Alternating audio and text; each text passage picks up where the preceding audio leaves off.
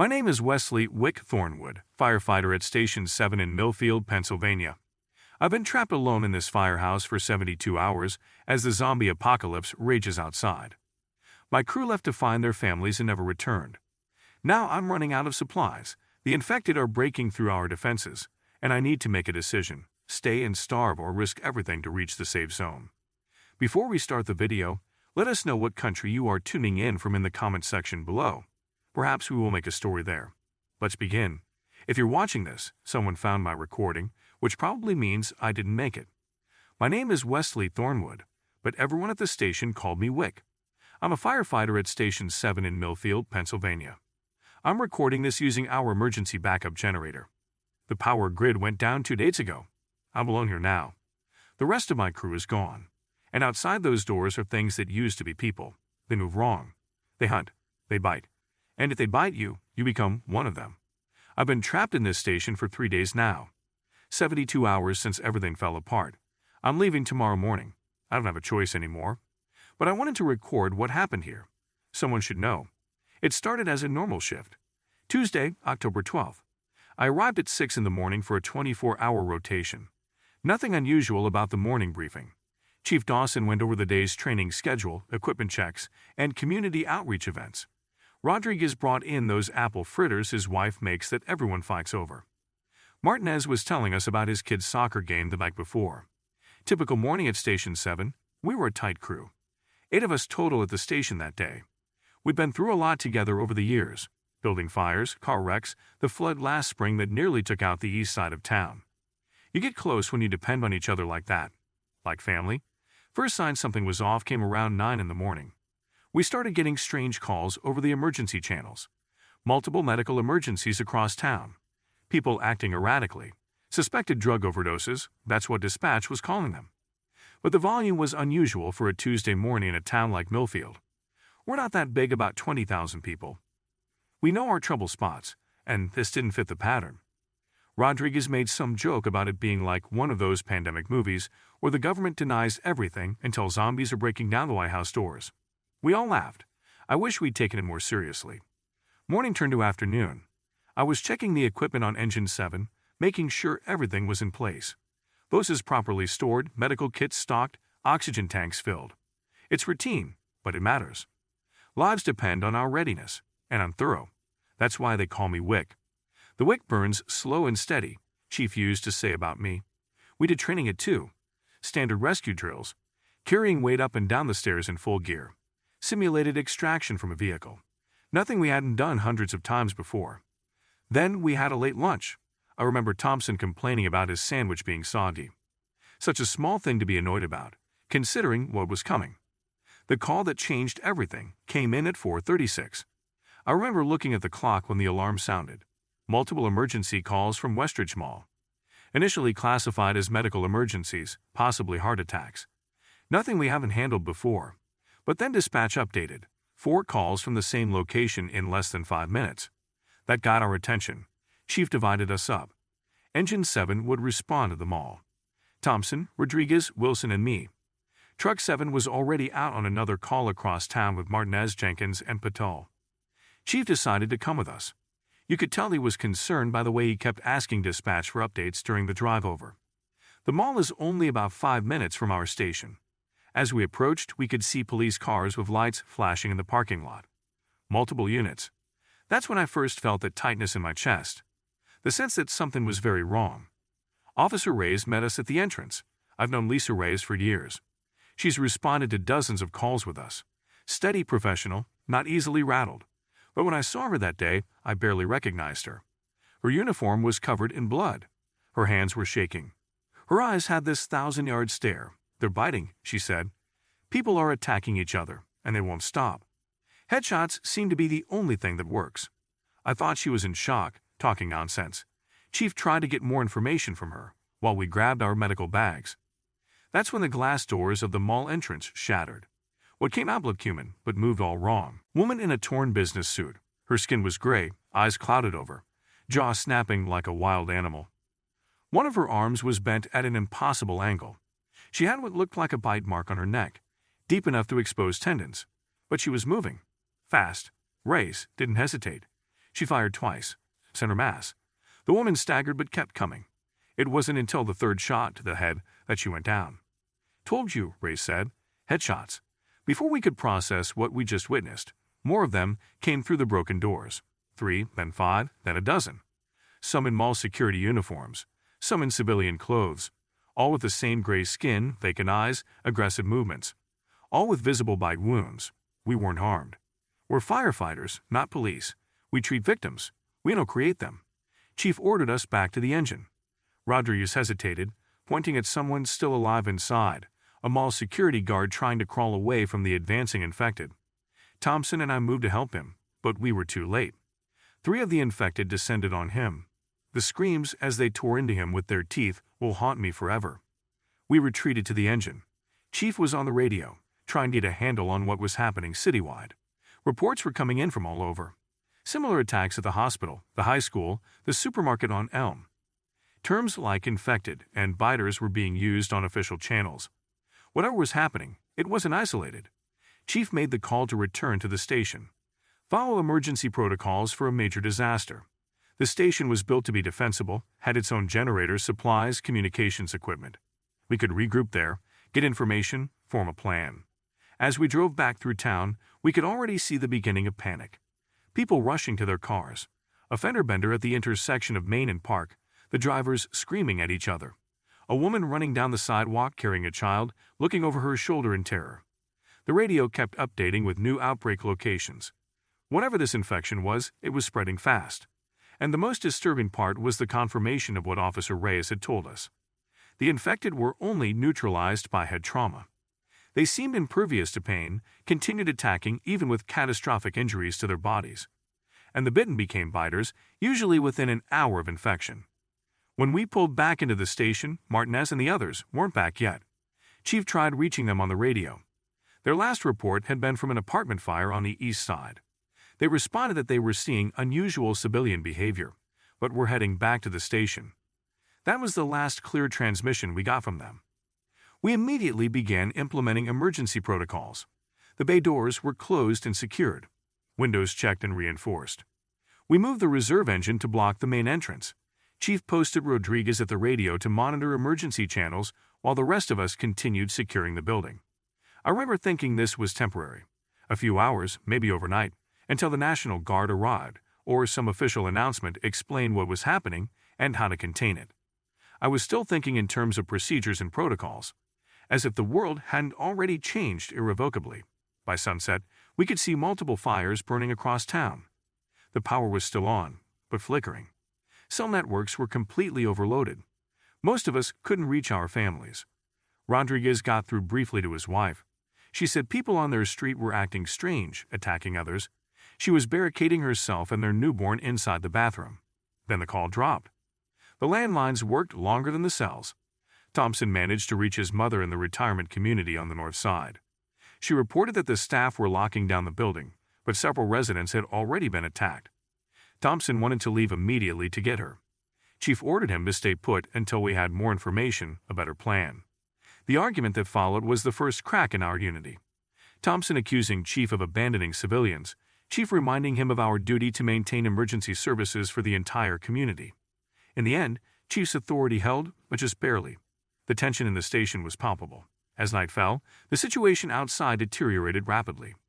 From the roof, we could see people running through the streets, pursued by the infected. Cars speeding, crashing, an increasing number of fires with no response. The infected seemed drawn to noise and movement, gathering in groups to chase potential victims. The local TV station stayed on air longer than I expected. The final broadcast we saw showed a visibly shaken news anchor reporting on mass casualty events across the county.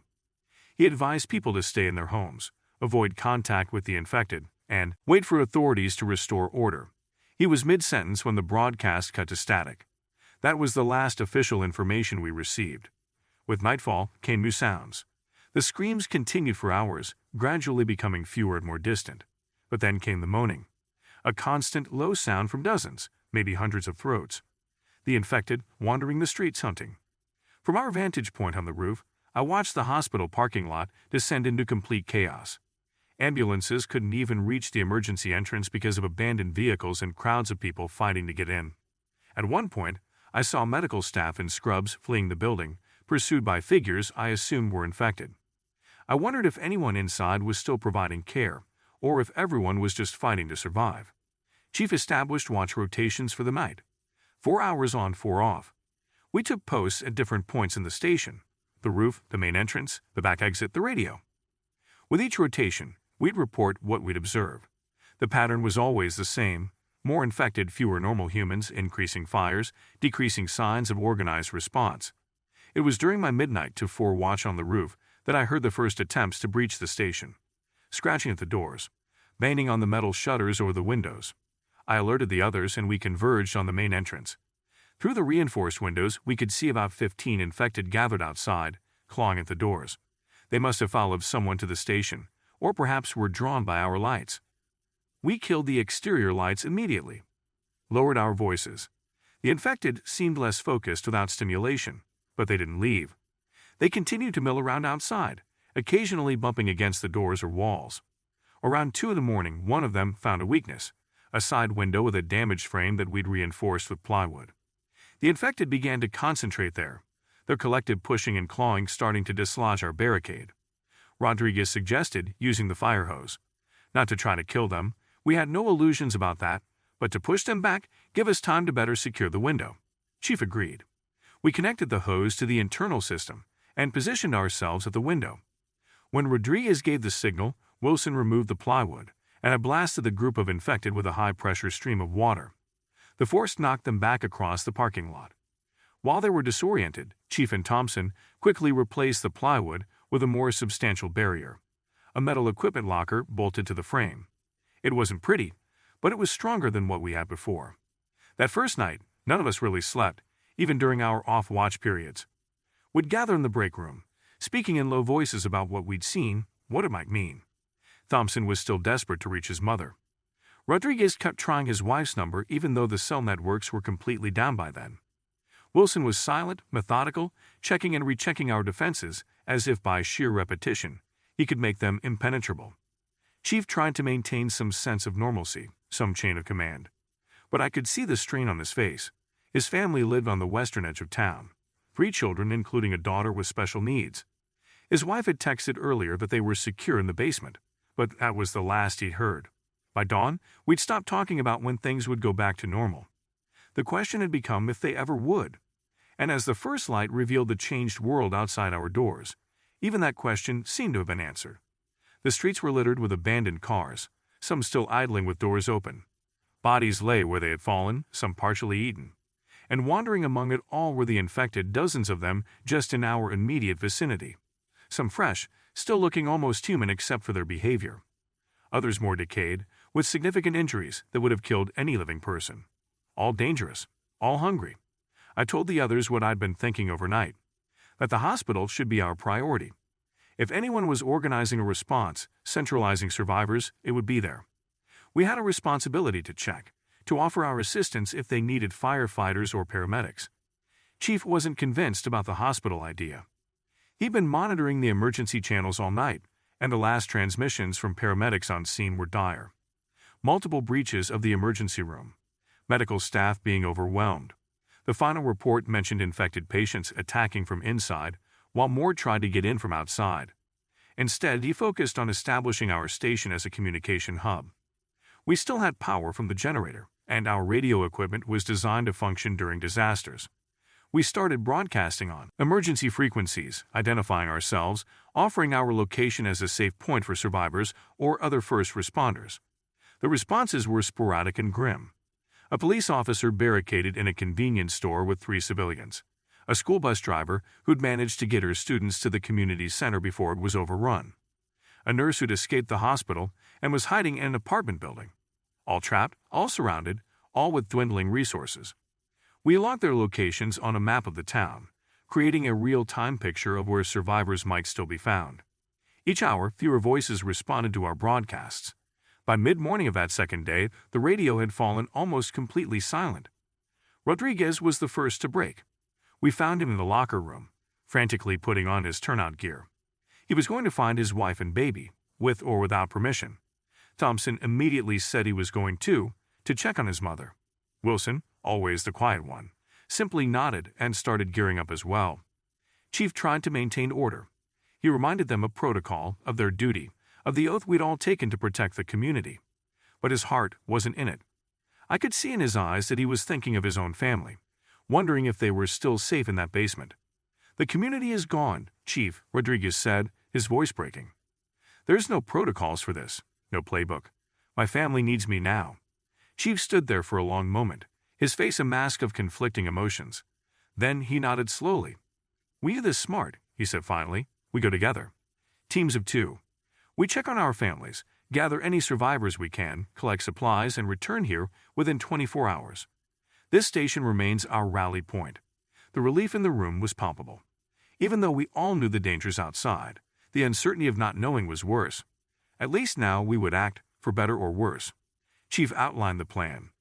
We'd use the pickup and SUV from the station's fleet. Engine 7 would stay behind to maintain the barricade at the main entrance. We'd divide into teams. Chief and Rodriguez would check the west side of town where both their families lived.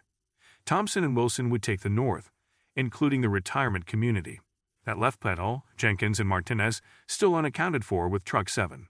"I'll stay," I said when Chief asked who would maintain the station. The others looked at me with a mixture of surprise and relief. Someone had to stay behind to coordinate, to maintain radio contact, to keep the station secure as a rally point. I was the logical choice. I didn't have family in Millfield anymore.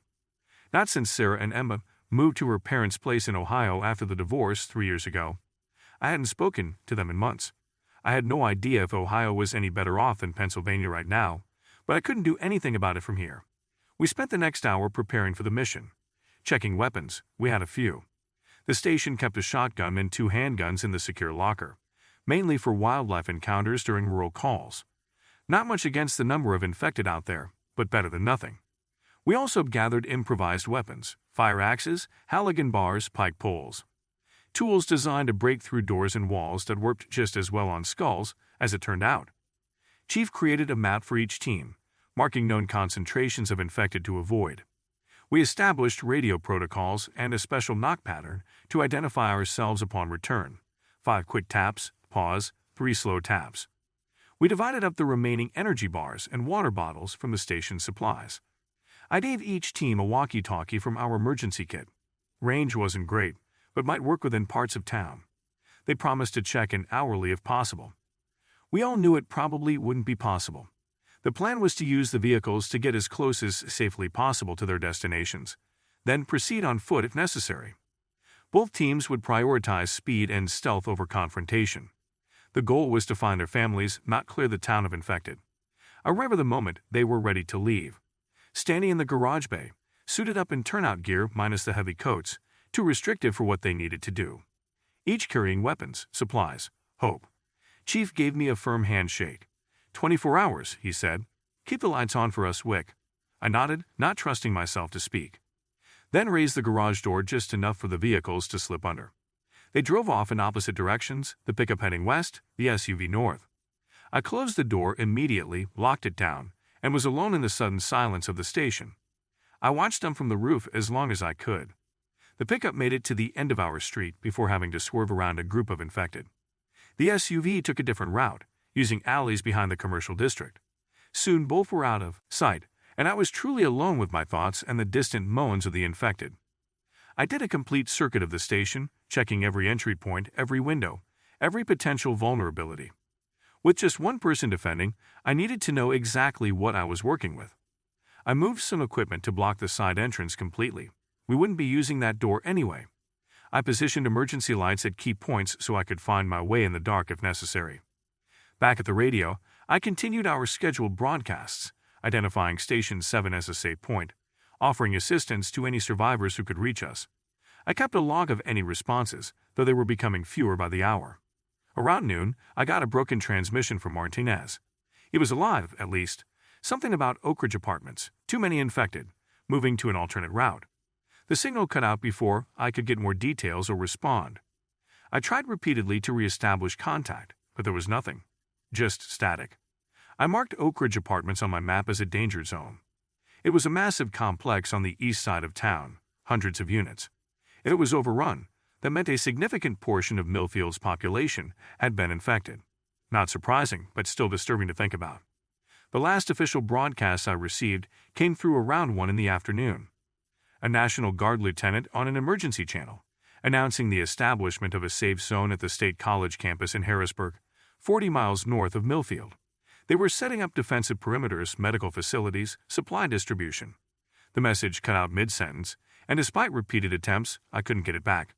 40 miles north. It might as well have been 1,000. Between here and there were countless infected, unknown territory. Roads potentially blocked with abandoned vehicles or worse. But it was something. A destination. A possibility. I marked it on the map and continued my vigil. Hourly check of the perimeter. Hourly broadcast on the emergency channel. Hourly scan of the area from the roof. The pattern kept me focused, kept the fear at bay. By mid-afternoon, I'd established a clearer picture of the situation in town based on my observations and the scattered reports I'd received. The hospital was definitely compromised, likely completely overrun. The east side of town, including Oak Ridge Apartments, was a loss. The shopping district around the mall was heavily infested. The north side, where Thompson and Wilson had gone, seemed to have fewer infected visible on the streets, but that didn't mean they weren't inside buildings. The western residential areas, where Chief and Rodriguez had headed, were harder to assess from my vantage point. I could see several house fires in that direction, but distance made it impossible to see street-level details. I found myself staring west for long periods, as if I could somehow will them to be safe through sheer concentration. As the day wore on, hunger began to gnaw at me. I'd given most of my share of the supplies to the others, keeping just enough to get by. 3 protein bars, half a gallon of water, and an energy drink Rodriguez had left behind. Not exactly a survival cage. I began marking the wall with a piece of chalk, tracking time and rations. A protein bar would be dinner. Half my water for the day. Save the energy drink for when I really needed it. The generator was holding up well, but I knew we had limited fuel. I shut off power to non-essential areas of the station to conserve what we had. Just the communications room, minimal lighting, and the security system remained active. I began to think about what I would do when the power finally ran out. How long before the batteries in the emergency radio died? How would I maintain contact then? Around 4 in the afternoon, something unexpected happened. I was doing my hourly broadcast when the radio suddenly picked up a transmission. Not on the emergency channel, but bleeding through from another frequency. A woman's voice, calm but urgent, giving coordinates and what sounded like military designations. Then silence. I tried to trace the frequency to respond, but it was gone as quickly as it had appeared. I plotted the coordinates on my map. They pointed to a location about 15 miles southeast of Millfield, in a rural area mostly used for farming. Was it another safe zone? A military checkpoint? Or something else entirely? I made a note to tell the others when they returned. If they returned. The thought I'd been suppressing all day finally surfaced. What if they didn't come back? What if I was truly alone now? The last functioning firefighter in a dead town? The weight of that possibility settled on me like a physical burden. As evening approached, I did another check of the station's perimeter from the roof. The infected seemed to be thinning out in our immediate area, drawn perhaps to some disturbance elsewhere in town. I counted only 7 visible from my vantage point. Earlier there had been at least 20. I wasn't sure if that was good news or bad. Were they hunting my colleagues? Following the sounds of their vehicles? Or had something else attracted them? The sun began to set, casting long shadows across the changed landscape of Millfield. Our town had always been picturesque, especially in autumn when the trees lining Main Street turned gold and red.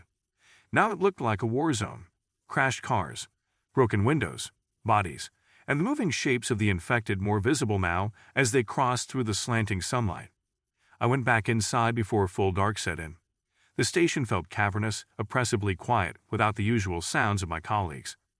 No Rodriguez playing Spanish music too loud in the workout room. No Thompson arguing with Wilson about football. No Chief's measured voice calling us to dinner. Just the hum of the generator and the occasional crackle of the radio. I secured all the doors, double-checked the windows, and set up a sleeping area in the watch office near the main entrance. Not that I expected to sleep much, but I needed to rest while maintaining awareness of any approach to the station. I positioned my makeshift weapons within easy reach, the fire axe being my primary choice. Heavy enough to do damage, long enough to keep some distance. Night fell completely, and with it came the sounds. Different from the night before. Fewer human screams, more of the low, persistent moaning of the infected. Occasionally a gunshot in the distance. Once, what sounded like a car alarm, quickly silenced. I wondered if someone had accidentally triggered it while searching for transportation or supplies. I hoped they got away in time. Around 9 in the evening, the radio squawked. Thompson's voice, tense but controlled. Station 7, this is Thompson. Do you copy? I grabbed the handset so quickly I nearly dropped it. Thompson, this is Wick. I copy. What's your status? Static then. We reached Oak Ridge Pines. It's bad, Wick, real bad. Oak Ridge Pines was the retirement community where Thompson's mother lived. I held my breath, waiting. Mom's gone. Most of the residents, too. We found a few survivors barricaded in the kitchen. Getting them out now. Wilson's hurt but mobile. We're going to hole up in the community center overnight. Too many of them on the streets to risk moving in the dark. Copy that, I responded, relief and sorrow mingling in my chest. Community center is marked as your position. Any sign of the others? More static, longer this time. I feared I'd lost the connection. Then, fainter, negative. No contact. Tell Chief we'll try for the west side at first light if we don't hear from him. Thompson out. And that was it. No further transmissions despite my repeated attempts to re-establish contact. I marked their position on the map and set an alarm to try again at dawn. At least they were alive. For now, I continued my hourly checks of the perimeter, conserving my flashlight battery by moving through the familiar station in near darkness. During one of these rounds around midnight, I noticed something that made my blood run cold. The infected outside, which had dwindled to just a few earlier, were returning. And not just a handful. Dozens. They moved with purpose toward the station, as if drawn by something. Had they heard the radio transmission somehow? Sensed my movements inside? Or was it something else entirely? I couldn't be sure, but their increasing numbers concerned me deeply. I went to each window, making sure every blind was drawn, every shutter secured. I turned off even the minimal lighting I've been using, plunging the station into complete darkness, except for the small red indicator lights on the radio equipment. From the watch office, I could hear them outside, shuffling, scratching at the walls. Occasionally a thud as one bumped against a door or window. They knew something was here, someone. I gripped the fire axe tighter and settled in for a long night. Hours passed this way, listening to the infected outside, wondering about my colleagues, planning my next moves. The protein bar did little to quiet my hunger. The water made me wish for coffee. I found myself thinking about ridiculous things. Whether I paid my cable bill before all this happened, if my fantasy football team would have won this week, if the leftover chili in my fridge at home was growing mold yet. Anything to avoid thinking about what was really happening. About the fact that the world as we knew it had ended in less than 48 hours. Around 2 in the morning, the scratching at the garage bay door grew more insistent. Multiple infected, concentrated effort. I moved silently to investigate, using only touch to navigate the familiar space. When I reached the garage, I could hear the metal door flexing slightly under external pressure.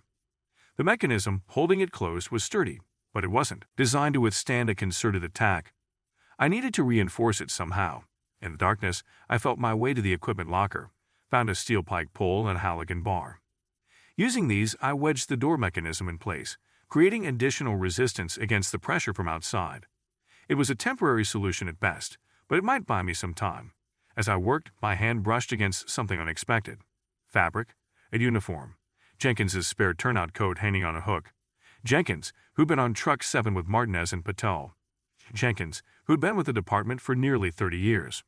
Jenkins, who was supposed to retire next month. Something about touching his coat in the darkness broke through the professional distance I'd been maintaining. These weren't just colleagues missing in action. They were my friends, my family, and I had no idea if any of them were still alive. I sank to the floor of the garage, back against the equipment locker, and allowed myself 5 minutes of fear. 5 minutes to acknowledge the terror clawing in my insides. 5 minutes to doubt whether any of us would survive this. 5 minutes of humanity in an increasingly inhuman world. Then I got back to work. The infected outside weren't taking breaks. Neither could I by dawn. Their numbers had dwindled again. My hourly check from the roof showed only a few stragglers still milling around the station perimeter. The others had wandered off, perhaps drawn by some noise elsewhere in town. I tried the radio again, attempting to reach Thompson at the community center. No response. I tried Chief's frequency. Nothing. The silence was deafening. As the sun rose on my second day alone in the station, I took stock of my situation. I had 2 protein bars left, about a quarter gallon of water, the energy drink. The generator had enough fuel for maybe another 36 hours at the current conservation rate. No contact with my team since Thompson's transmission the night before. And beyond these walls, a town overrun with infected former citizens. The 24-hour return window chief had established would expire this afternoon. I had to prepare for the possibility that no one was coming back, that I was on my own. I needed a plan. I spent the morning of that second day alone, doing a complete inventory of everything in the station. If I was going to survive, I needed to know exactly what resources I had at my disposal. I went room by room, making lists, considering alternative uses for equipment, prioritizing what might be worth taking if I had to leave in a hurry. The kitchen was nearly bare, as I'd already discovered. Beyond my protein bars and water, there were a few condiment packets in a drawer, some salt and pepper and coffee grounds, but no way to heat water without using precious generator power. The refrigerator held only spoiling leftovers from meals prepared before everything went to hell. The equipment room was more promising. Beyond our standard firefighting gear, we kept a decent first aid kit. Not as comprehensive as what would be on the engine, but enough to handle minor injuries. Bandages, antiseptic, pain relievers, a suture kit, even a few doses of antibiotics for field use. I packed these into a duffel bag immediately. In the storage closet, I found 2 emergency blankets, a hand-crank emergency radio that might work when the batteries in our main system died, and 4 glow sticks. The tool room yielded potential weapons beyond my fire axe. A sledgehammer, various wrenches and pry bars, a battery-operated circular saw with a half-charged battery. The personal lockers of my missing colleagues contained a few useful items they'd left behind. Thompson had an extra pair of wool socks and a multi-tool. Wilson kept energy bars in his locker, which I added to my pitiful food supply. Chief had a detailed county map in his office, more comprehensive than the one we'd been using to track incidents. It showed terrain features, water sources, and utility infrastructure that might prove useful. Most importantly, I found our turnout gear specially designed for hazmat incidents. Heavy protective suits that covered every inch of skin, with their own air supply. We used them for chemical spills or dangerous gas leaks, but they might serve another purpose now. If the infection spread through bites, having a layer of material too tough to bite through could be life-saving. The downside was mobility. Those suits were cumbersome, designed for slow, methodical movement in controlled situations, not running for your life from the infected. I laid everything out in the briefing room, organizing by category: weapons, medical supplies, food and water, tools, communication devices, clothing. The resulting display was both encouraging and depressing. I had options, but limited ones. Nothing that would sustain me for more than another day or 2 at most. The water situation concerned me most. Once my half-gallon was gone, I'd need a new source. The station had water coolers, but the replacement jugs were stored in the basement of City Hall. The sink still worked for now, but without municipal power, the water treatment plant would eventually stop functioning, if it hadn't already. After that, tap water would become increasingly unsafe. I remembered the river that ran along the western edge of town. If I could reach it safely, it was a renewable source, though I'd need to filter and purify it. There was also the water tower on the north side, but reaching that would mean crossing most of town, past the hospital and mall, both confirmed hot zones. Food would be the next concern. The obvious targets would be grocery stores, but those would have been the first places hit when the panic started. More promising might be restaurants with their larger stock and less obvious storage areas, or even residential homes that had been abandoned rather than overrun. As I worked through these calculations, I kept up my hourly radio checks. Still nothing from Chief or the others. The deadline was approaching, and I was beginning to accept they might not make it back. Around noon, I got my first glimmer of hope. The radio crackled, and through heavy static, I heard Martinez's voice. "Station 7, this is Martinez. Do you read me?" I practically lunged at the radio. "Martinez, this is Wick at Station 7. I read you. What's your status?" The reply was broken, difficult to understand through the interference.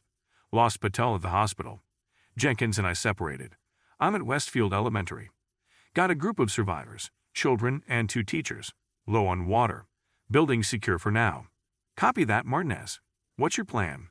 More static then. "Trying to reach the station. Need vehicle for the kids. Streets too dangerous on foot. Can you assist?" I hesitated. Chief's orders had been clear. Maintain the station as a rally point. But Martinez had survivors with him. Children. My duty as a firefighter was to help them if I could. Martinez, I copy. I have engine 7 here, but it would be difficult to maneuver through debris with just one driver. Can you hold position until the others return? Chief and teams are due back today. The response was immediate and devastating. Negative. We saw Chief's pickup. Western residential area. Overrun. No survivors observed. Thompson and Wilson's last reported position at Community Center also compromised. You need to assume you're on your own wick. The news hit me like a physical blow. Chief's team overrun. Thompson and Wilson's position compromised. It matched the silence on their frequencies, but hearing it confirmed made it real in a way I wasn't prepared for. Understood, I managed my voice steadier than I felt. What's your time frame? Water for 1 more day at most. Some food. Kids are holding up but scared. Need extraction within 24 hours.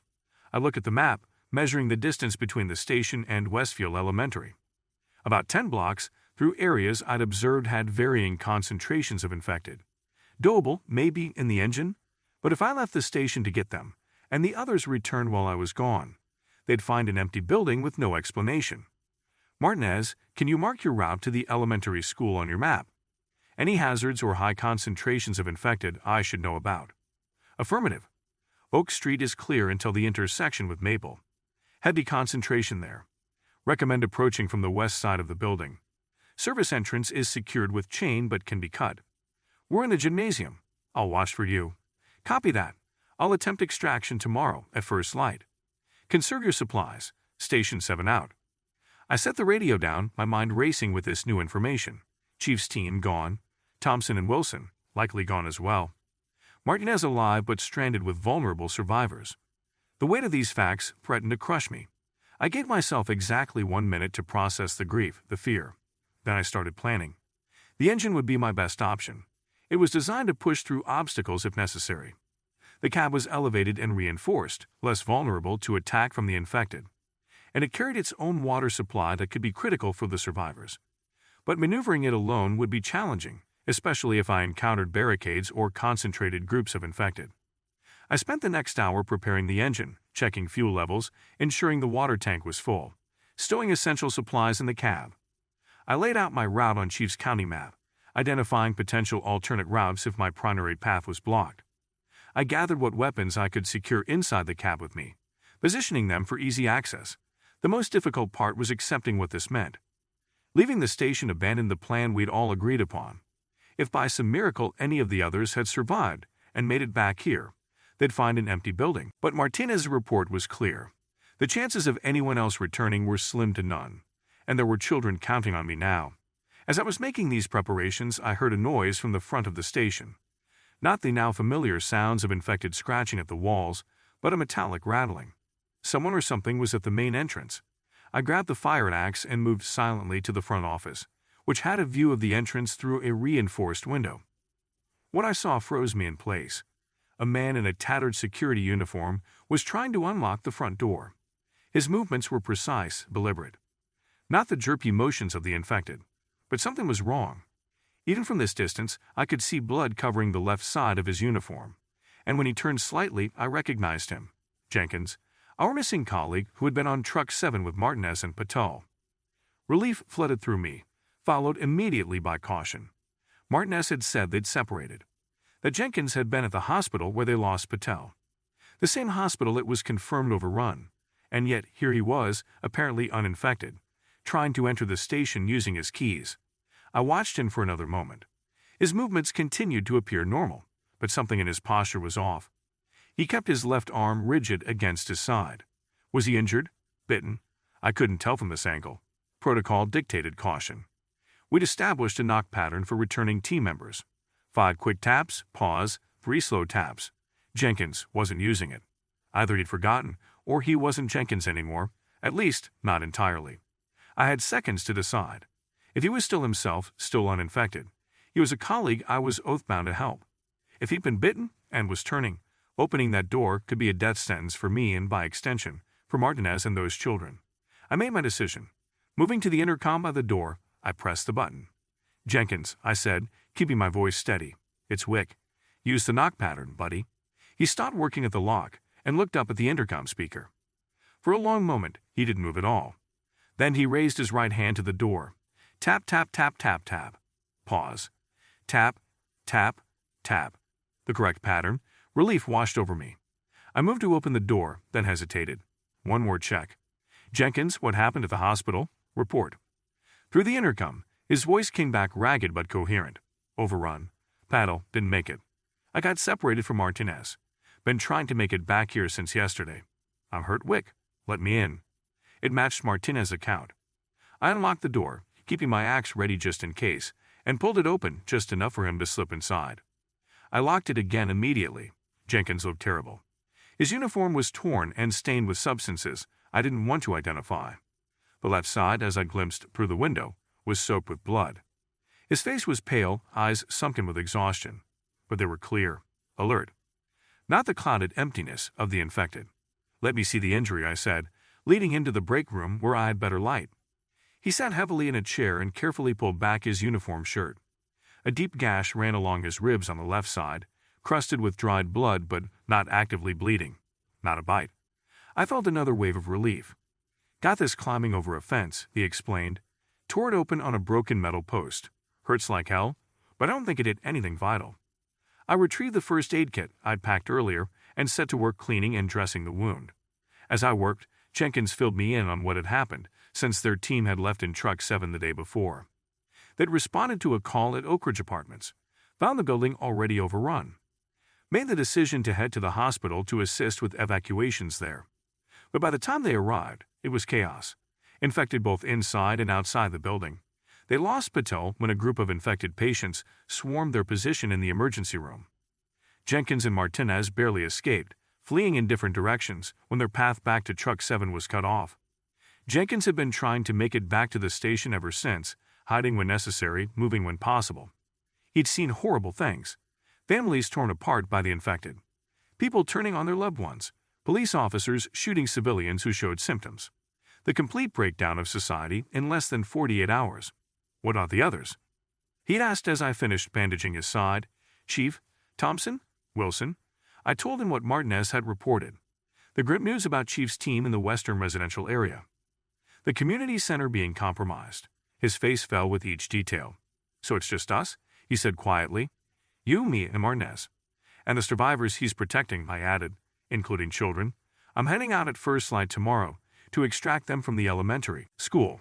Jenkins nodded, absorbing this information. I'll go with you. Better chance with two of us operating the engine. I started to object, to point out his injury, but he cut me off. I know I'm not at 100%, but I can still help. And Martinez is a friend. Those kids deserve a chance. He was right, of course. Having a second person, even an injured one, would significantly improve our odds of successful extraction. Together we could operate the engine more effectively, maintain better awareness of threats from all directions, and assist the survivors in boarding quickly. For the first time since the others had left, I felt a small spark of hope. I wasn't alone anymore. We had a plan, a purpose beyond mere survival. We could actually help someone else in this nightmare. We spent the remainder of the afternoon planning the extraction in detail. Jenkins knew the layout of the elementary school well. His niece had attended there before the family moved last year. He sketched the building from memory, identifying the gymnasium where Martinez was holding position, the service entrance he'd mentioned, and potential extraction routes. Using Chief's County map, we plotted our course from the station to the school, identifying primary and alternate routes depending on what we might encounter. We discussed tactics for dealing with the infected if confrontation became unavoidable, using the engine's water cannon to clear a path, maintaining speed through concentrations rather than stopping, communicating with short, clear commands to avoid confusion. As evening approached, we took stock of our combined supplies. Jenkins had managed to hold onto his emergency pack from Truck 7, which included energy bars, a first aid kit, and a flashlight with extra batteries. More importantly, he'd filled his canteen at a broken water main on his way back to the station. The water wasn't ideal, but it was relatively clean and added to our limited supply. We loaded the engine with everything we'd need for the morning mission: weapons, medical supplies, the extra water, emergency blankets for the children, even a few toys from the station's community outreach closet that might help keep them calm during extraction. I tried the radio again, contacting Martinez to confirm our plan for morning extraction. The signal was weaker than before, with more interference, but he acknowledged the update and confirmed they were still secure in the gymnasium. As night fell, Jenkins and I established a watch rotation. 4 hours on, 4 off. A luxury compared to the constant vigilance I'd maintained alone. With 2 of us, we could actually get some rest before the dangerous mission ahead. Jenkins took the first watch, despite my concerns about his injury. He insisted he was stable, and the wound looked clean when I dressed it. No signs of infection, either the normal kind or the terrifying new variant destroying our world. I lay down on a cot in the break room, closing my eyes for what felt like the first time in days. Exhaustion immediately pulled at me, dragging me toward unconsciousness. But my mind kept racing, replaying everything we'd seen, everything we'd lost, everything that might go wrong tomorrow. The faces of my colleagues floated before me. Chief with his steady confidence, Rodriguez with his constant jokes, Thompson and his endless stories about his mother, Wilson and his quiet competence, Pato, who I now knew hadn't made it out of the hospital. How had it all fallen apart so quickly? Would any of us survive another week, another month? And beyond our immediate circle, what about the rest of the country? The world? Was this happening everywhere? Was there anywhere left that was safe? The National Guard safe zone at the college campus offered some hope. But what if it too had been overrun by now? These thoughts chased each other in circles until finally, sheer exhaustion won out, and I fell into a deep, dreamless sleep. I woke to Jenkins shaking my shoulder. My watch. I checked the time. 2 a.m. 4 hours of uninterrupted sleep felt like a miracle under the circumstances. Anything? I asked as I rose. All quiet, Jenkins replied. Few infected wandering past about an hour ago, but they didn't approach the station. Seems like most of them have moved elsewhere. That was both good and concerning. Good for our immediate safety, but it begged the question, where had they gone? What had drawn them? Was there a concentration building somewhere that would threaten our extraction mission? Jenkins headed to the cot I'd vacated, clearly favoring his injured side, but moving steadily enough. I took up position in the watch office, checking each approach to the station methodically every 15 minutes. Between checks, I reviewed our plan for the morning, mentally rehearsing each step, anticipating potential problems, considering solutions. The night passed slowly, but without incident. As the first hint of dawn appeared on the horizon, I woke Jenkins. Time to prepare for departure. We gathered our gear quietly, double-checking weapons, communications equipment, medical supplies. We dressed in modified turnout gear, the pants and boots for protection, but lighter jackets instead of the heavy coats to maintain mobility. Helmets for head protection, essential given what we knew about stopping the infected. We had one last cup of water each, saving the rest for Martinez and the survivors. No food, we'd eat when we returned. If we returned, Jenkins looked better after 4 hours of sleep. Some color had returned to his face, and he moved with more confidence. The bandage on his side showed no fresh blood. He caught me watching him and nodded reassuringly. I'm good to go, he said. Let's bring them home. Home. The station. It wasn't much, but it was the closest thing to safety any of us had left. As the sky lightened to a pale gray, we made our final preparations to leave. I tried the radio one last time, but got only static. The interference was worse this morning, possibly weather-related, possibly something else. We'd have to proceed assuming Martinez was still waiting with the survivors at the elementary school. I raised the garage bay door, the mechanical grinding painfully loud in the dawn quiet. We scanned the immediate area carefully before proceeding. Clear as Jenkins had reported. Only 2 infected visible at the far end of the street, and they showed no immediate interest in our direction. We climbed into Engine 7, positioning our weapons for easy access. I took the driver's seat while Jenkins handled the radio and monitored our surroundings. With a deep breath, I started the engine, its rumble breaking the morning silence like a thunderclap. We exchanged one final look, a wordless confirmation that we were committed to this course. Then I put the engine in gear and drove out of the safety of Station 7, toward whatever waited for us in the dying town of Millfield. The moment we left the station, I knew we'd made a critical mistake. The engine's rumble echoed through the empty streets like a dinner bell for the infected. Within seconds, figures began emerging from buildings, alleyways, abandoned cars, all turning toward the sound of our approach. They'd moved with that terrible single-minded purpose, that hunger driving them forward. 2 o'clock, Jenkins called out, pointing to a group of 5 infected emerging from a convenience store to our right. I adjusted our course, swinging wide to avoid them. The engine wasn't built for speed or maneuverability. It was a tank, powerful but cumbersome, especially with just one driver instead of a full crew. Every turn required careful calculation, planning several moves ahead like a chess game where the wrong move meant death. We followed Main Street for the first few blocks, the most direct route according to our planning. The road was relatively clear here, just a few abandoned vehicles that I could navigate around. The infected were present but scattered, not yet forming the dense groups we'd seen during the initial outbreak. 3 blocks in, we hit our first major obstacle. A city bus had crashed into a department store, completely blocking the eastbound lane. The westbound was partially obstructed by several cars that had collided while trying to avoid the bus. There was a narrow gap, perhaps just wide enough for the engine if I took it slow. "Can we make it?" Jenkins asked, eyeing the tight space. "Have to," I replied, already adjusting our approach. "Alternative is backtracking 6 blocks to go around." I slowed the engine to a crawl, aligning with the narrow gap between a sedan and the storefront. The engine's side brushed against the car, metal scraping metal. The noise attracted more infected, who began converging on our position from both sides of the street. "Coming in fast on the left," Jenkins warned, reaching for the fire axe we'd positioned between our seats.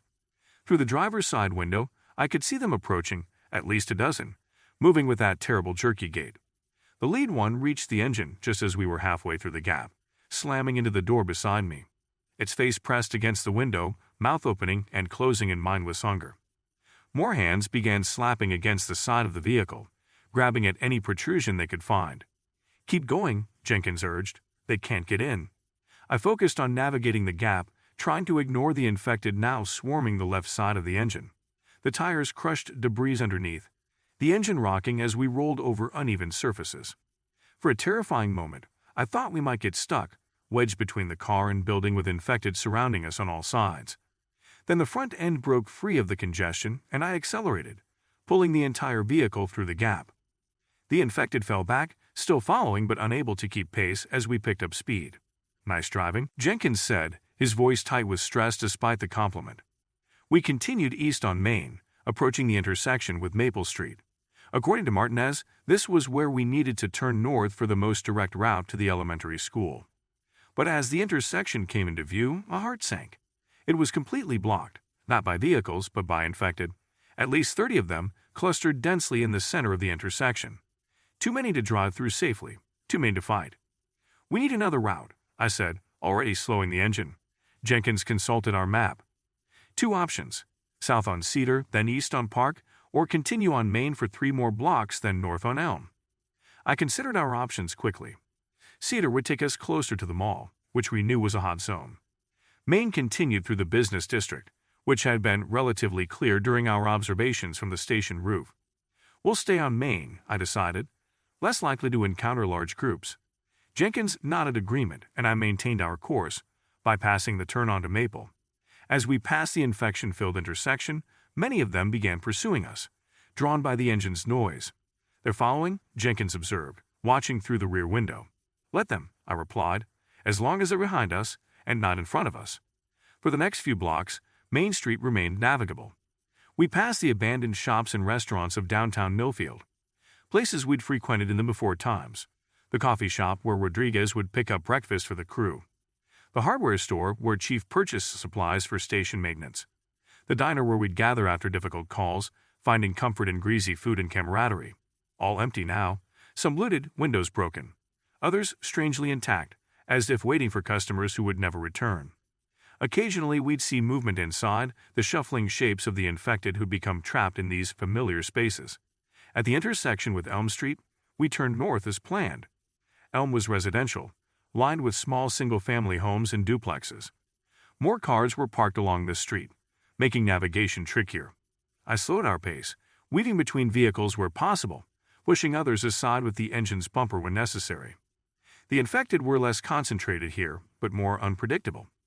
They emerged from homes and yards as we passed, sometimes just single figures, sometimes family groups. The most disturbing were the children, small infected moving with the same mindless aggression as their adult counterparts. Jenkins spotted it first, the elementary school coming into view at the end of Elm Street. A large brick building with colorful playground equipment visible on one side.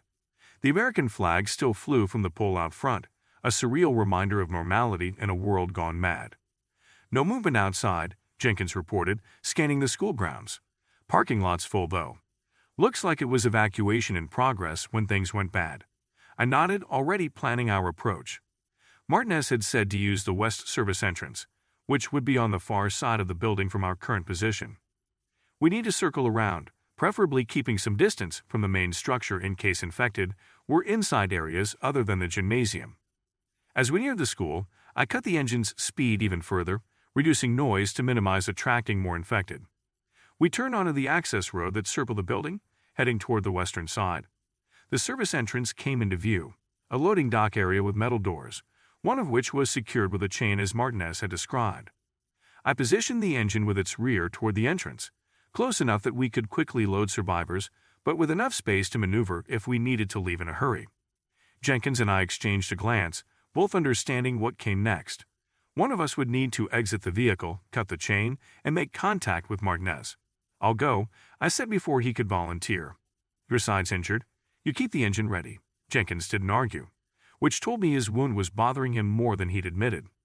He handed me the bolt cutters we'd brought for the chain, then checked his weapon. "I'll cover you from here," he said. "First sign of trouble, you run back. Don't wait, don't fight unless you have no choice." I nodded, gathering my own weapon. The fire axe I've been carrying since this began, and a small backpack with water and medical supplies.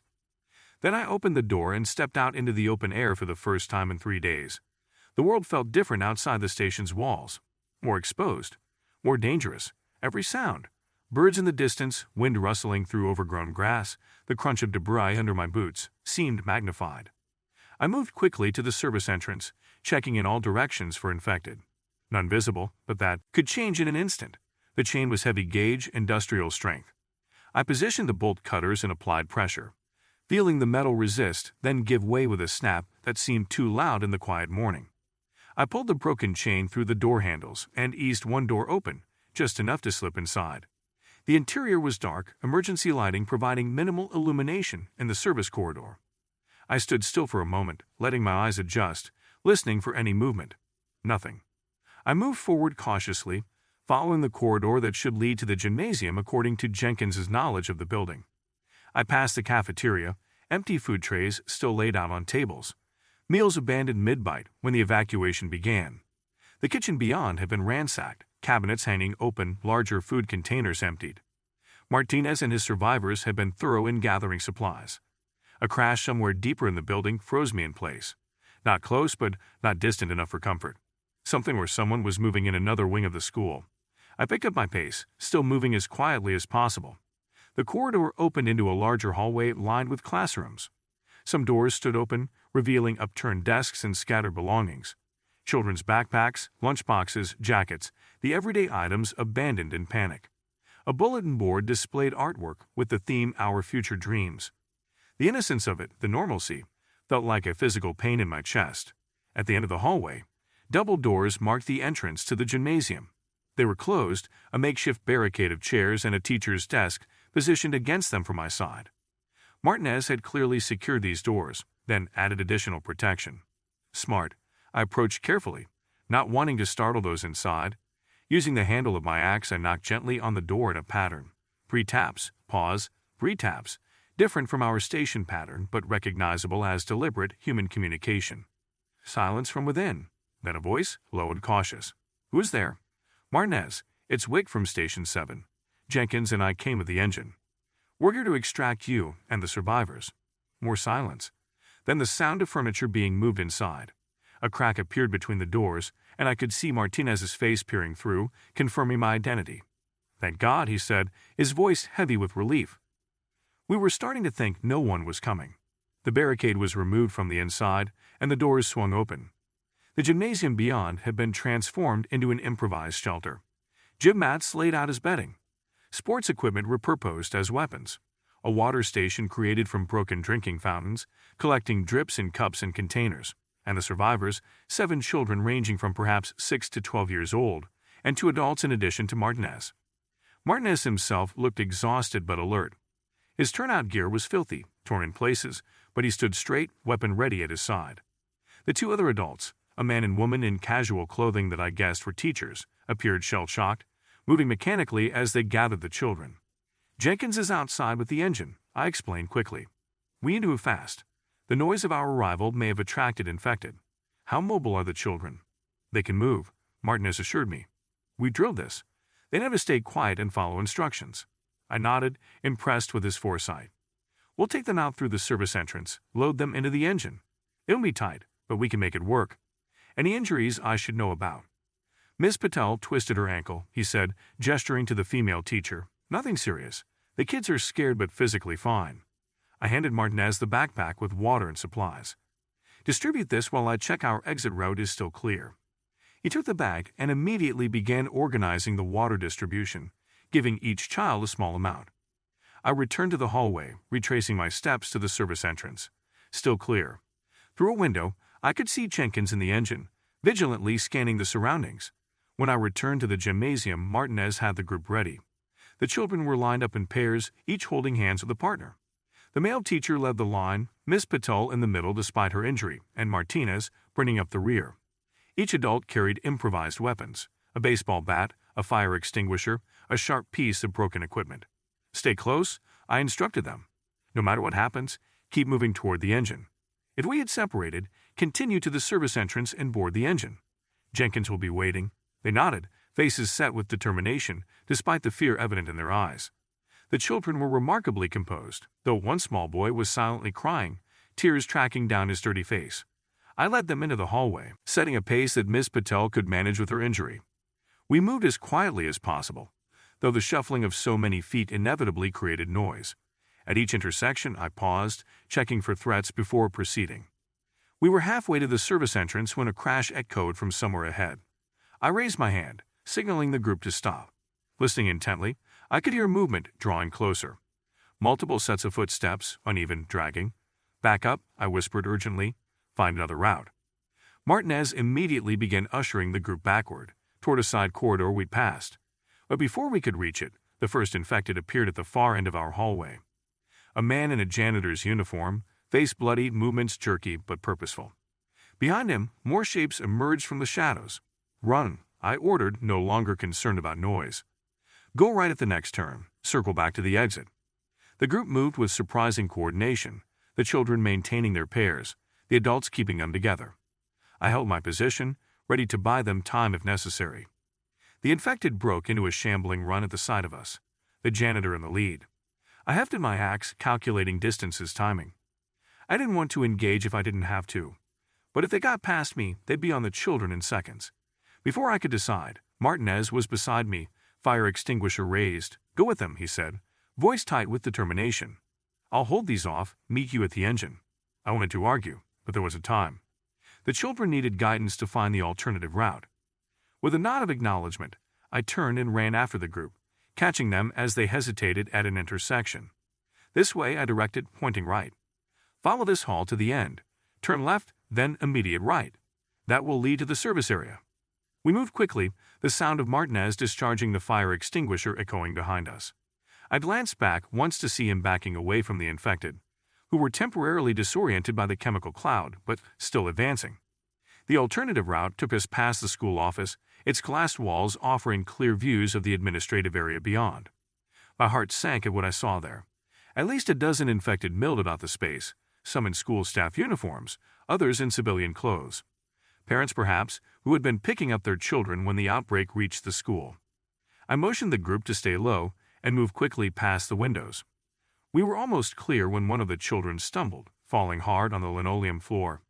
The sound was like a gunshot in the quiet hallway. Inside the office, heads turned in unison, vacant eyes fixing on our position. Up, up, I urged, helping the fallen child to her feet. Keep moving. But it was too late. The infected were already converging on the office doors, pushing against them, their combined weight causing the glass to flex alarmingly. Run, I'd ordered. Don't stop until you reach the engine. The male teacher needed no further encouragement, leading the children forward at a near sprint. Miss Patel limped after them as quickly as she could manage.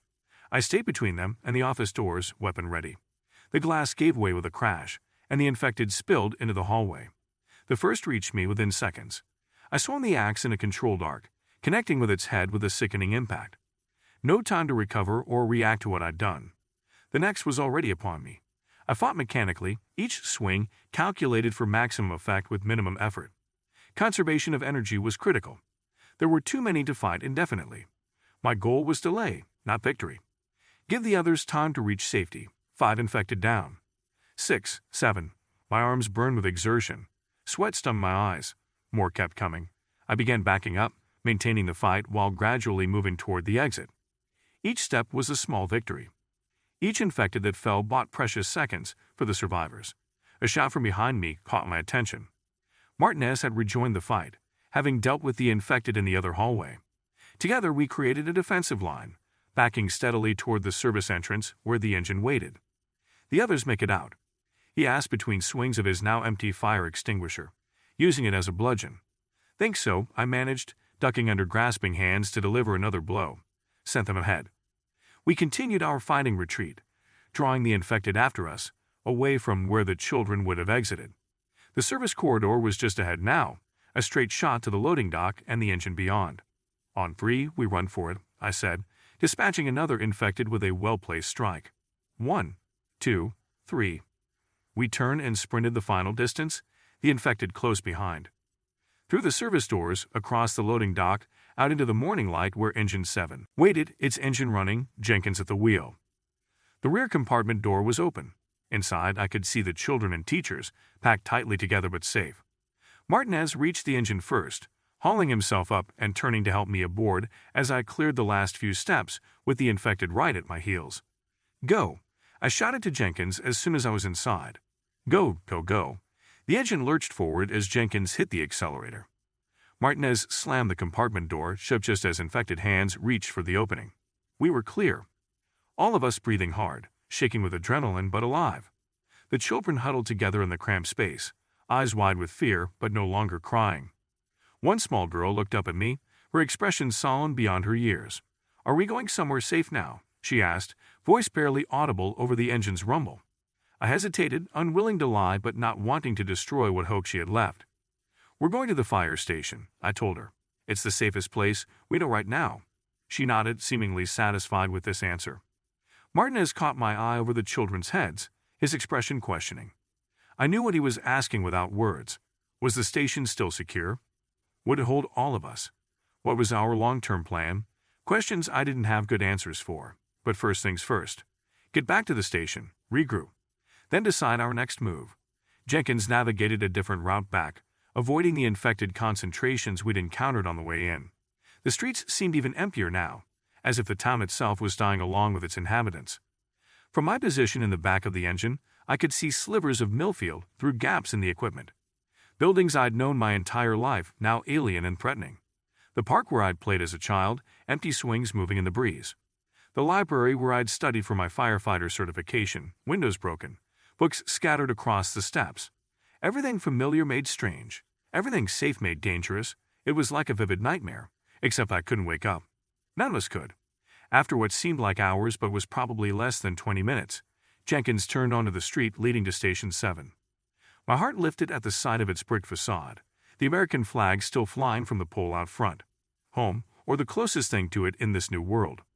As Jenkins slowed the engine to turn into the station driveway, I shifted position to get a better view of our approach. That's when I saw it. The front entrance, which I'd secured before we left, stood open. The door hung askew on its hinges, as if something had forced its way in with tremendous strength. Stop, I called to Jenkins. Something's wrong. He brought the engine to a halt halfway up the driveway, far enough from the building to give us options if we needed to retreat. What is it? Martinez asked, following my gaze to the damaged entrance. We've had visitors, I said grimly. Jenkins, keep the engine running. Martinez, stay with the survivors. I'm going to check it out. Before either could object, I opened the compartment door just enough to slip out, axe in hand. The morning had grown warmer, the October sun gaining strength as it rose higher in the sky. I approached the station cautiously, all senses alert for any movement or sound that might indicate danger. The damage to the entrance was worse up close, not just forced open, but partially torn from the frame. Whatever had done this had been powerful and determined.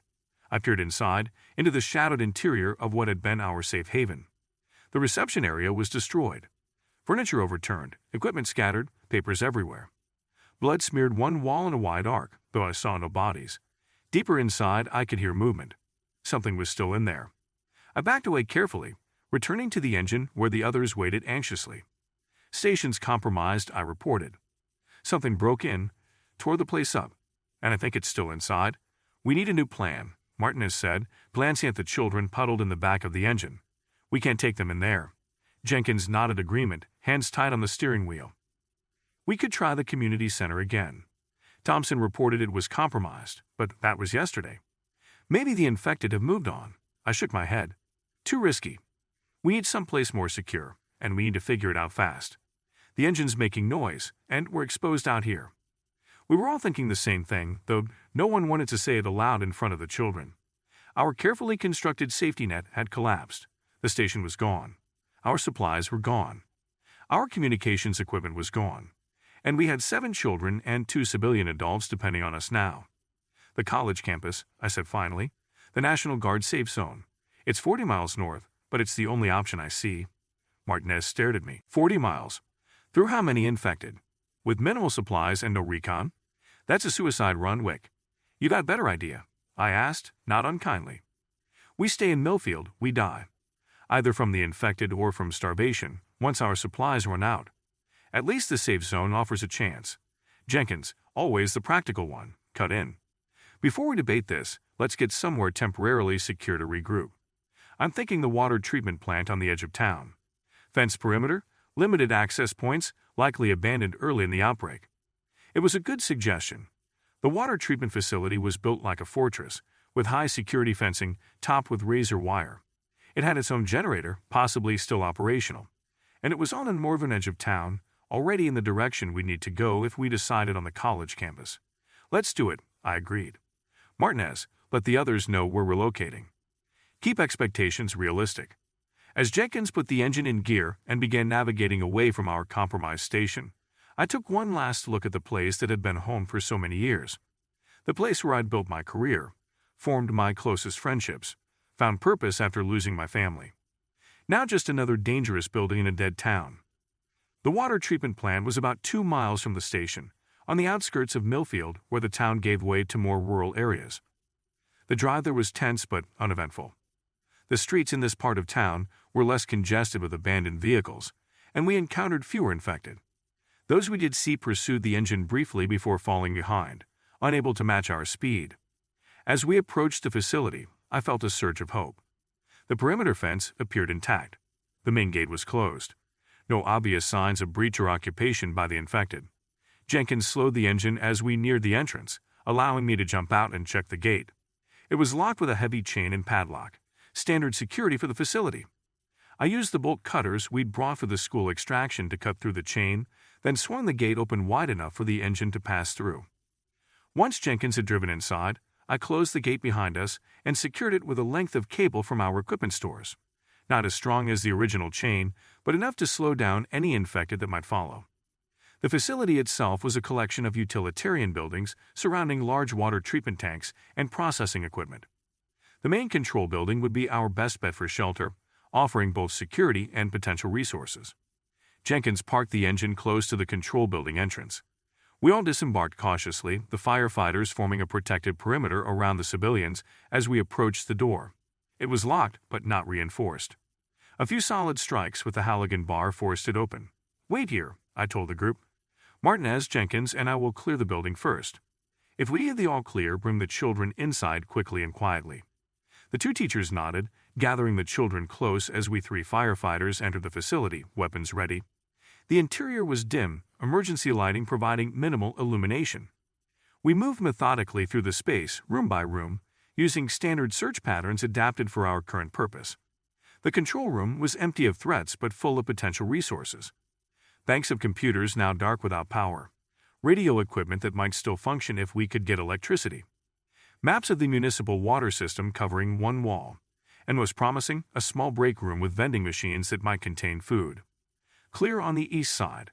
Martinez called from the far end of the building.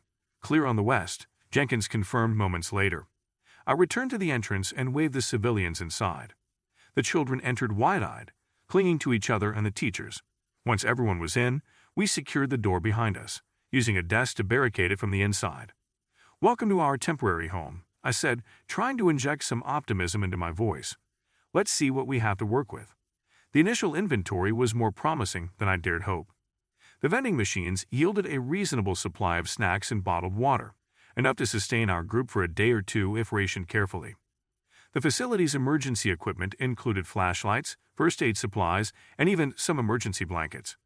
Most importantly, the building had a backup generator in a secured room at the rear. It had activated automatically when the main power failed, but had been running on minimal load to conserve fuel. Jenkins, who had some mechanical experience, estimated we had about 12 hours of generator use if we ran it at higher capacity for lights and communication equipment. While the teachers got the children settled in the break room, distributing small amounts of food and water, the three of us firefighters gathered in the control room to plan our next move. "I still think the campus safe zone is our best bet," I said, spreading out a county map we'd found in a drawer. "If we follow Route 16 north, we could make it in a day with the engine." Martinez traced the route with his finger, his expression troubled. "That takes us through Riverside and Potter's Junction. No way to know what conditions are like there, and the engine isn't exactly stealthy." "We could split the journey," Jenkins suggested. "Find a secure location halfway, rest during the night hours when the infected seem more active, complete the journey the next day." I nodded, seeing the wisdom in his approach. The Riverdale Mall is about 20 miles north. Large building, multiple access points, but also multiple escape routes. Could be defensible for a short rest. We continued planning, considering alternatives, identifying potential hazards, establishing contingencies. The weight of responsibility was enormous. 9 civilian lives depending on our decisions, 7 of them children. One wrong move could doom them all. After about an hour of planning, we'd settle on a course of action. We would rest at the water treatment plant until early afternoon, allowing everyone to eat, hydrate, and recover from the school extraction. Then we'd head north along Route 16, aiming to reach the Riverdale Mall before dusk. We'd secure a position there for the night, then complete the journey to the campus the following morning. It wasn't perfect. There were 1,000 variables we couldn't account for. But it was the best plan we could formulate with the information available. I was out to share our plan with the teachers when a noise from outside caught my attention. A vehicle approaching the facility gate. Not the random wanderings of the infected, but a deliberate approach, engine noise growing louder. The three of us moved quickly to the windows, peering cautiously through the blinds. A pickup truck had stopped outside the gate, black with police markings. Millfield Sheriff's Department. 2 figures sat in the cab, too distant to make out clearly. "Survivors?" Martinez whispered, hope evident in his voice. "Maybe," I replied, not wanting to assume either way. "Or someone who turned after getting in the vehicle." We watched as the driver's door opened and a figure emerged. Tall, moving with purpose rather than the jerky motions of the infected. A survivor then. He approached the gate, examined the cable we'd used to secure it, then returned to the truck and spoke to the passenger. "Should we make contact?" Jenkins asked. "Could be allies. We could use more capable hands." I considered our options. More allies would indeed be valuable, especially if they had weapons or supplies. But introducing unknown variables carried its own risks. We'd established a functional group, a plan. New personalities could disrupt that. Before I could decide, the passenger door of the truck opened, and the second figure emerged. This one moved awkwardly, supported by the first figure, injured possibly. They both approached the gate again, the taller one helping the injured one walk. "They need help," Martinez said decisively. "We can't just watch." He was right. What are the risks? Our duty as firefighters, as human beings, compelled us to assist if we could. I nodded. "Martinez, stay with the civilians. Jenkins and I will make contact. Be ready to secure the building if things go sideways." Jenkins and I retrieved our weapons and headed for the entrance, removing enough of the barricade to slip outside while maintaining the building's security.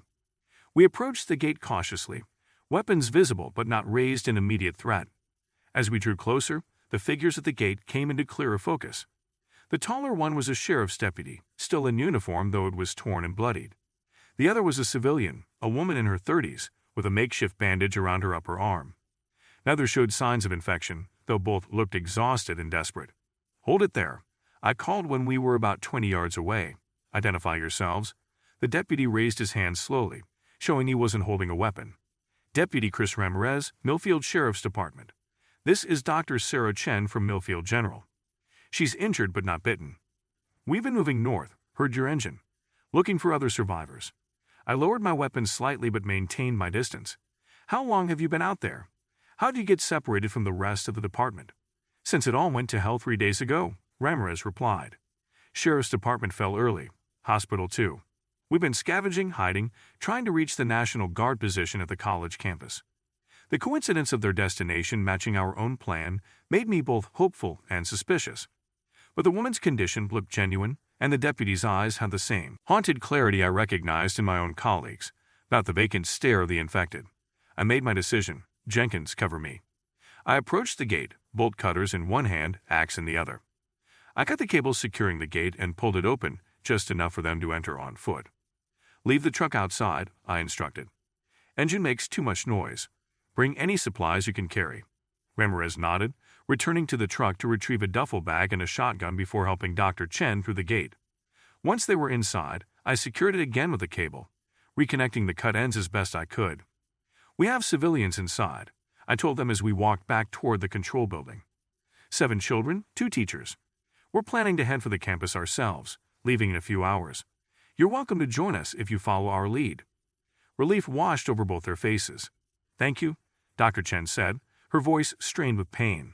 I can help with medical care. I'm an ER doctor, or was. That was a valuable addition to our group. I hadn't mentioned Jenkins's injury to them yet, or the teacher's twisted ankle. Having a medical professional could make a significant difference in our chances. Back inside the control building, Martinez had prepared the others for our new arrivals. The initial introductions were cautious but civil. Dr. Chen immediately asked to see anyone with injuries, professional instinct overriding her own discomfort. While she examined Jenkins's side and Miss Patel's ankle, Deputy Ramirez shared what he knew about conditions outside Millfield. It's bad everywhere, he confirmed. But population density matters. Rural areas are safer than towns. Highways are death traps, congested with abandoned vehicles and infected. Secondary roads are better if you can navigate them. His information matched our observations and helped refine our route planning. Road 16 was the main highway north, but there were county roads that paralleled it in sections. We could use those to bypass potential congestion points. What about the campus? I asked. Any confirmation the safe zone is still operational? Ramirez's expression tightened. Last radio contact I had was yesterday morning. They were still holding the perimeter but under increasing pressure. National Guard requested additional support from the military. No idea if it arrived. It wasn't the reassurance I'd hoped for, but it was something. The safe zone had been operational as recently as yesterday. That was more hope than we'd had before. With our 2 new additions, we reviewed and adjusted our plan. Ramirez's local knowledge as a deputy proved invaluable in identifying alternate routes and potential resource locations along the way. Dr. Chen's medical expertise allowed us to better prepare for health contingencies during the journey. By early afternoon, we were ready to depart. Everyone had eaten, rested, and been checked by Dr. Chen. The children seemed calmer now, perhaps finding comfort in the growing number of adults committed to their safety. We loaded our salvage supplies into the engine, positioning everyone for maximum security and comfort, given the limited space. Just before leaving, I climbed to the roof of the control building for one final survey of our surroundings. The view from this elevated position showed millfields spread out to the south, smoke still rising from various locations across town. To the north, the road we would travel, winding through increasingly rural landscape toward the distant campus. I allowed myself a moment of reflection. 3 days ago, I'd been a firefighter starting a routine shift. Now I was leading a group of survivors away from the ruins of everything I'd known, toward an uncertain future. My colleagues were mostly gone. My home was gone. The world as I'd understood it was gone. All that remained was the core of what had always defined me. The commitment to protect, to save lives, to find a way through the impossible. It would have to be enough. I descended to rejoin the others. Jenkins was behind the wheel of Engine 7, ready to navigate our escape. Martinez and Ramirez had positioned themselves to provide security during the journey. Dr. Chen and the teachers were with the children in the protected compartment. Everyone ready? I asked, receiving nods all around. Then, let's move out. Jenkins started the engine, its rumble breaking the afternoon quiet. As we pulled away from the water treatment plant, I noticed something unexpected. The children were singing softly, led by one of the teachers. Some song they must have learned at school about courage and friendship. In this nightmare landscape, surrounded by death and danger, they were finding a moment of normality, of hope. It struck me then that this was what we were really fighting for. Not just survival, but the chance to rebuild something worth surviving for. These children deserved a future beyond fear and loss, and I was determined to help give them that chance, whatever it took. We passed through the gate and turned north onto Route 16. The road ahead was littered with abandoned vehicles, but Jenkins navigated between them skillfully. In a side mirror, I watched Millfield recede behind us, the town that had been my home for my entire adult life. I didn't expect to see it again. The journey north was slow but steady. We avoided larger concentrations of infected, sometimes detouring onto side roads based on Ramirez's suggestions. The territory became less familiar as we left Millfield's immediate surroundings, but the pattern of the apocalypse remained consistent. Empty vehicles, occasional infected wandering aimlessly, buildings with broken windows and forced doors, the evidence of panic and collapse. We'd been traveling for about an hour when we approached the small town of Riverside, our first significant obstacle. Jenkins slowed the engine as we neared the town limits, and I joined him in the cab to help navigate. The main street was partially blocked by a multi-car pileup, but we could see a clear route around it by cutting through a gas station lot. More concerning were the infected visible throughout the town. More than we'd seen since leaving Millfield, moving in loose groups between buildings. "They haven't spotted us yet," Jenkins observed, keeping the engine at a crawl to minimize noise. "If we move through quickly but carefully, we might avoid drawing attention." "Let's do it," I agreed. "Stay centered on the road. Avoid brushing against anything that might make noise. One shot at this." Jenkins nodded, focusing intently as he guided the engine through the town's outskirts. We had almost reached the gas station when a disturbing sight brought us to a stop. A school bus, identical to the ones used in Millfield, was crashed into the side of the station's convenience store. Its emergency exit door at the rear was open, dark stains visible around the opening. There was no movement visible inside from our angle, but something about it demanded investigation. "Could be survivors," Jenkins said quietly. "Kids like the ones we already have." The possibility couldn't be ignored, no matter the risk. I signaled Martinez to join us in the cab and explained what we'd seen. "I'll check it out," he volunteered immediately. "You two keep the engine ready for quick departure." "Be careful," I warned. 5 minutes. If you're not back, we'll assume the worst." Martinez nodded grimly, checked his weapon, and slipped out of the cab, moving low and fast toward the crashed bus. I watched his progress anxiously, scanning constantly for infected who might spot him. He reached the bus without incident and peered cautiously inside the rear emergency exit. Even from a distance, I could see his body language change. He stiffened, then sagged slightly. Whatever he'd found wasn't survivors. Martinez turned to head back to us, but froze mid-step. From around the far side of the gas station, a group of infected had appeared, at least 15 of them, moving with terrible purpose. They hadn't seen him yet, but their path would take them directly to him in seconds. I grabbed the engine's horn, preparing to sound it as a distraction, but Jenkins caught my wrist. "That'll bring every infected in town down on us," he warned. "The children." He was right. Using the horn might save Martinez but would endanger everyone else. An impossible choice. Before I could decide, Martinez made the choice for us. He'd seen the approaching infected and understood his position. Instead of trying to return to the engine, he deliberately moved away, breaking into a run that took him in the opposite direction from us. The infected immediately gave chase, their focus entirely on the moving target he presented. "He's drawing them off," Jenkins realized, his voice tight, giving us a clear path. Martinez disappeared around a building, the pack of infected following. The route through the gas station was now clear of immediate threats, but the cost was unthinkable. "We can't leave him," I said, even as I knew the reality of our situation. "We have to," Jenkins replied, already putting the engine in motion. He made his choice, to save the children, to save all of us. I knew he was right. Martinez had made the same choice any of us would have made in his position. The needs of the many. The protection of the most vulnerable. The core of what being a firefighter meant. As Jenkins guided the engine through the gap created by Martinez's sacrifice, I caught one last glimpse of the crashed school bus. Dark shapes moved inside now, drawn by the commotion. Not survivors after all, just more infected, momentarily distracted from adding to their numbers. We cleared Riverside without further incident, the weight of Martinez's loss hanging over us like a physical presence. No one spoke as the town receded behind us. What could be said? He had been one of us, a brother in the truest sense. And now he was gone, like so many others. The road stretched ahead, empty and promising. 20 more miles to the Riverdale Mall, our planned rest stop. After that, another 20 to the campus, and whatever awaited us there, safety perhaps, or another disappointment in a world that seemed determined to extinguish hope. But we had the children.